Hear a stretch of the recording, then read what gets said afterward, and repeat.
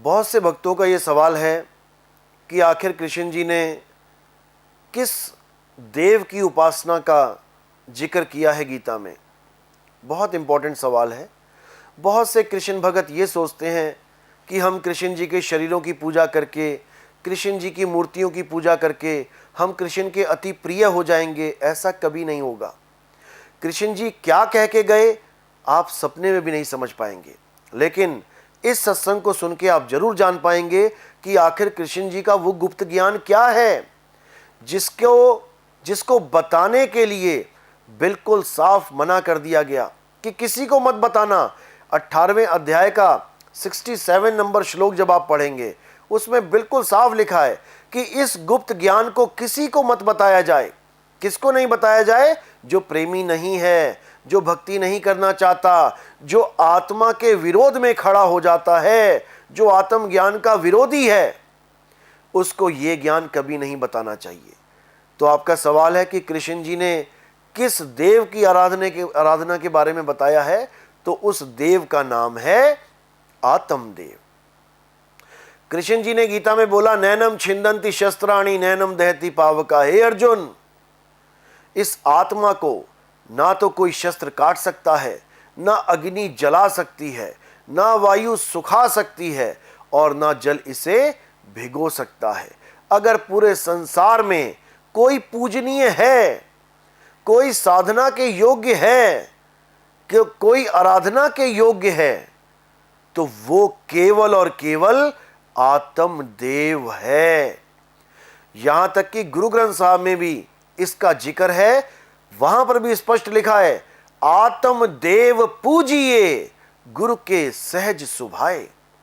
कि अगर किसी ने पूजा करनी ही है, अपने जन्म को सफल करना ही है, तो केवल और केवल आत्म देव की साधना करें। आत्म देव की साधना के अलावा और कोई कुछ भी करता है तो उसका जीवन नाश की तरफ जाएगा, उसका जीवन बर्बाद हो जाएगा। क्योंकि सत्य केवल एक है और सत्य ही सनातन है। जो आत्मा को जान लेते हैं, जो आत्मा की साधना करते हैं, वही सनातनी है। ना कि कोई खास वस्त्र पहन के कोई कहे, किसी खास रंग के वस्त्र पहन के कोई कहे, किसी खास देवता की पूजा करके कोई कहे कि मैं सनातनी हूं। बिल्कुल नहीं। सनातन वो होता है जिसका आदि और अंत नहीं होता, वो है सनातन। कोई कहे मैं फलाना देवता की पूजा करता हूं, तो उसका जन्म देखिए कब हुआ है, किस गर्भ से हुआ है, कहां पे हुआ है, आपको उसके बारे में पता लग गया। अब वो नित्य नहीं रहा, अब वो अजन्मा नहीं रहा। किसी भी देवी देवता की पूजा आप करते हो, देखो उसका जन्म कब हुआ है, आपको पता लग गया कि वो कब पैदा हुए हैं, तो ये नित्य नहीं रहे। अगर जन्म हुआ है तो अंत भी होगा। इसी प्रकार किसी भी धर्म वालों से अगर यह पूछा जाए कि आत्मा कब पैदा हुई, तो किसी के पास इसका कोई जवाब नहीं होगा। क्योंकि आत्मा कभी पैदा होती ही नहीं है। आत्मा अजन्मा है, नित्य है, शाश्वत है। आत्मा ही पुरातन है, आत्मा ही सत्य सनातन है। और इस आत्मा की ही पूजा का जिक्र किया गया है गीता में, लेकिन हम उसको समझ नहीं पा रहे हैं। क्योंकि हमें समझाने वाले गुरु लोग ही उस आत्मा की महिमा को नहीं जान पा रहे और शरीरों को पकड़ के बैठ गए हैं, जिसके बारे में कृष्ण जी ने कितना खुल के समझाया। हे अर्जुन, तू और मैं ये शरीर नहीं है, तू और मैं ये शरीर नहीं है। शरीर तो इस आत्मा के कपड़े हैं और एक दिन ये कपड़े नष्ट हो जाएंगे। शरीरों के नष्ट होने पर भी आत्मा कभी नष्ट नहीं होता, आत्मा कभी जन्मता मरता नहीं है। और अगर कोई ये सोचता है कि आत्मा किसी दूसरी आत्मा को मारता है या आत्मा के द्वारा कोई मारा जाता है, वो दोनों ही अज्ञानी है।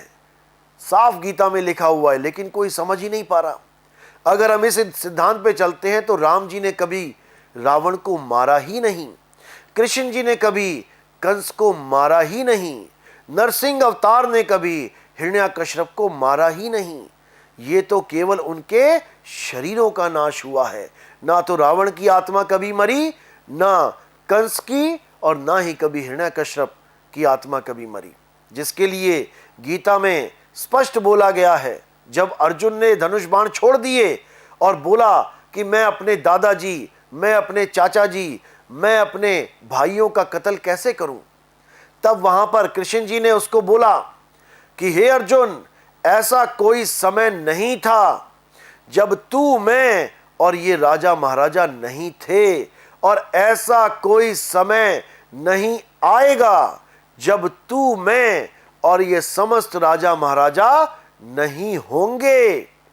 तो जब ऐसा कोई समय आएगा ही नहीं, जब हम और ये राजा महाराजा और जितने राक्षस हैं, जो भी मरा है आज तक, जिसका हम गुणगान गाते हैं कि किसी ने किसी को मारा, अरे कोई मरा ही नहीं और ना ही वो कभी मरेगा, क्योंकि आत्मा नित्य है, अजन्मा है, शाश्वत है।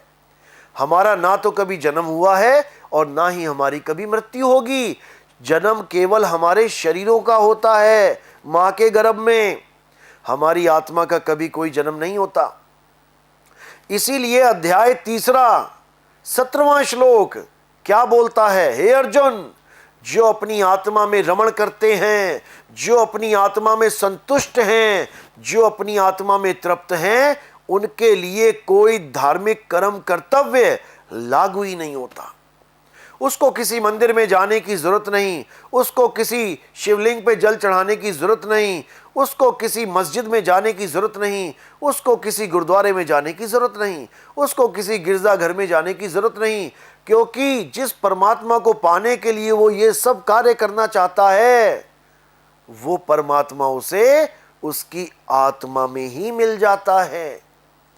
इसी को गीता में स्थित प्रज्ञ बोला गया है, जो सुख और दुख में विचलित नहीं होता, जो अपनी आत्मा में संतुष्ट हो जाता है, जो अपनी आत्मा में स्थित हो जाता है। हे अर्जुन, वही स्थित प्रज्ञ है, और जो स्थित प्रज्ञ हो जाता वही मेरा सबसे प्रिय शिष्य है, प्रिय भगत है। मैं उसको और खुद को दो करके नहीं जानता, वो मेरा ही स्वरूप हो जाता है। बिल्कुल स्पष्ट बताया गया है, लेकिन अज्ञानी गुरु, अज्ञानी जीव इस भेद को नहीं समझ सकते। वो कृष्ण के शरीर को ही कृष्ण जी मान बैठे हैं, यही दुविधा है, जबकि कृष्ण जी का शरीर कृष्ण जी नहीं है। कृष्ण जी एक आत्म तत्व हैं, जो कृष्ण जी के शरीर को, यानी अपने शरीर को चला रहे हैं। लेकिन ये गुप्त ज्ञान किसी के समझ में नहीं आ सकता। हम क्योंकि कृष्ण जी को एक आदमी मान बैठे हैं, जबकि आप देखिए विष्णु जी के बाकी अवतार, पहला अवतार मछली का, मत्स्य अवतार, लेकिन हमने कभी ना माना कि मछली विष्णु जी हैं। दूसरा अवतार कछुए का अवतार, हमने कभी ना माना कि विष्णु जी कछुआ हैं। तीसरा अवतार वराह अवतार, हमने कभी ना माना कि वराह ही विष्णु जी हैं। हमने हमेशा विष्णु जी को एक इंसानी रूप में जाना है, माना है, जबकि वो तरह तरह के रूप धर रहे हैं। हम उन रूपों में उनको नहीं मान रहे, लेकिन कमल पकड़ के जो शेषनाग की शैया पे बैठे हैं, उसको हम विष्णु जी कह देते हैं, जबकि वो भी एक शरीर है।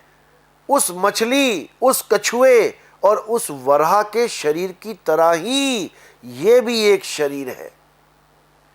शरीर विष्णु जी नहीं है, शरीर तो वो धारण करते हैं। उन्होंने तो स्त्री का भी शरीर धारण किया, जब राहु का गला काटा, जब भस्मासुर को मारा, तब वो स्त्री रूप में आए। लेकिन हमने एक बार भी नहीं सोचा कि विष्णु जी स्त्री हो सकते हैं। हमने विष्णु जी को पुरुष रूप में ही जाना, जबकि स्त्री और पुरुष दोनों शरीर हैं, कपड़े हैं। इसीलिए मानुष चोला बोला जाता है इसको, चोला यानी कपड़े। लेकिन हमें समझ में नहीं आ रहा है, क्योंकि हमें वो गुप्त भेद नहीं पता है, जो गुप्त भेद अर्जुन को समझाया जा रहा है। हे अर्जुन, तू और मैं अविनाशी आत्मा हैं, ये शरीर नहीं है। शरीर तो माया है, काया है। एक दिन ये शरीर किसी ना किसी अस्त्र शस्त्र के द्वारा मारी जाएगी, किसी ना किसी तत्व के द्वारा खत्म हो जाएगी। अग्नि तत्व इस शरीर को जला देगा, पानी तत्व इस शरीर को गला देगा। लेकिन हे अर्जुन, हम और तुम शरीर नहीं, आत्मा हैं। हमें अग्नि जला नहीं सकती, वायु सुखा नहीं सकती, जल भिगो नहीं सकता, और कोई शस्त्र हमें काट नहीं सकता। जब तक इस गुप्त ज्ञान को आप नहीं समझोगे, तब तक आप कभी कृष्ण जी की पूजा नहीं कर पाओगे। आप किसकी पूजा कर रहे हो? शरीरों की, और शरीर की भी नहीं। शरीर की पूजा तो तब कर पाते जब आप उनके समय में जन्म लेते। जैसे राम जी के समय में हनुमान जी ने जन्म लिया तो राम जी के शरीर की सेवा करी, लक्ष्मण जी ने जन्म लिया तो राम जी के शरीर की सेवा करी। आप और हमारे, आपकी और हमारी किस्मत में तो शरीर की सेवा भी नहीं लिखी है। आप और हम तो केवल एक पत्थर को, एक शिला को राम और कृष्ण जी समझ बैठे हैं, जबकि राम और कृष्ण जी का वास शिला में नहीं है। राम और कृष्ण जी का वास हमारे हृदय रूपी आत्मा में है। जब हनुमान जी को पूछा गया कि अब तुम्हारे राम लीला करके जा रहे हैं, अब तुम उनको कहां ढूंढोगे, कैसे रहोगे उनके बिना, तो हनुमान जी ने यह नहीं बोला कि किसी मंदिर में जाऊंगा। हनुमान जी ने अपना सीना फाड़ के दिखा दिया और बोले, मेरे प्रभु राम मेरे हृदय में विराजमान हैं। मुझे इससे कोई फर्क नहीं पड़ता कि वो कहां जा रहे हैं, वो मुझ में स्थित हैं। इसी प्रकार गीता में कृष्ण जी ने बोला कि हे अर्जुन, मैं सर्व प्राणियों के हृदय में स्थित हूं, कोई मुझे अलग से कहीं ढूंढने ना जाए, मैं सब में विराजमान हूं। यही कबीर साहब ने बोला, घट घट मेरा साइया और सुनी सेज ना कोय, बलिहारी व घट की जिस घट परगट होए। बलिहार जाते हैं उस घट की जिस घट में कृष्ण जी के असली स्वरूप का वास है, जिस घट में राम जी के आत्म स्वरूप का वास है, जिस घट में कबीर साहिब, नानक साहिब, रविदास साहिब, इन लोगों के आत्म स्वरूप का वास है। बलिहार जाते हैं उस घट को। इसीलिए हमें केवल और केवल आत्मा की साधना करनी चाहिए। आत्मा ही वो देवों का देव महादेव है, जिसे कोई नाश नहीं कर सकता, जिसको कोई फना नहीं कर सकता। उसी की साधना का जिक्र गीता में किया गया है। और कबीर पंथ में भी कबीर साहिब भी यही बता रहे हैं कि जब लगना चीनोगे आत्म, तब लगना मिली है परमात्म। अरे आत्म चीन है, परमात्म चीन है, संत कहावे सोए, और यह भेद काया से न्यारा, बूझे बिरला कोई। यह भेद काया से न्यारा, शरीरों में नहीं उलझना है। ये शरीर असत्य है। हे अर्जुन, केवल आत्मा ही सत्य है, और